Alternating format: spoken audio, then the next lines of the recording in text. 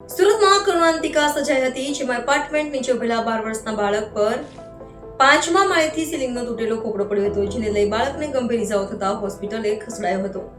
જ્યાં 11 દિવસની સારવાર બાદ માસૂમ બાળકનું મોત નીપજતા પરિવારજનોમાં શોકની કાલીમાં છવાઈ જવા પામી હતી.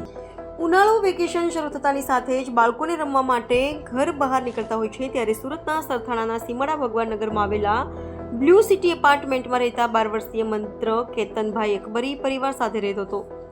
પરિવારમાં માતા પિતાનો 12 વર્ષીય પુત્ર મંત્ર એકનો એક દીકરો હતો. પિતા કેતનભાઈ નોકરી કરી પરિવારનું ગુજરાન ચલાવે છે.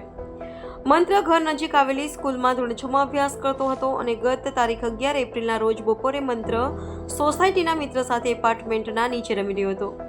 દરમિયાન એપાર્ટમેન્ટના 5મા માળેથી પીઓપીનો પોપડો મંત્રના માથા ઉપર પડતા બાળક ત્યાં જ ઢળી પડ્યો હતો. ઘટનાના પગલે મંત્રના માથામાં ગંભીર ઈજા પહોંચી હતી, જેથી તેને તાત્કાલિક સારવાર માટે ખાનગી હોસ્પિટલમાં ખસેડવામાં આવ્યો હતો. જ્યાંથી વધુ સારવાર માટે મંત્રને અન્ય ખાનગી હોસ્પિટલમાં લઈ ગયા હતા. માથામાં ગંભીર ઈજાના પગલે બે હોસ્પિટલમાં એકના એક પુત્રને લઈને પરિવાર ફર્યો હતો.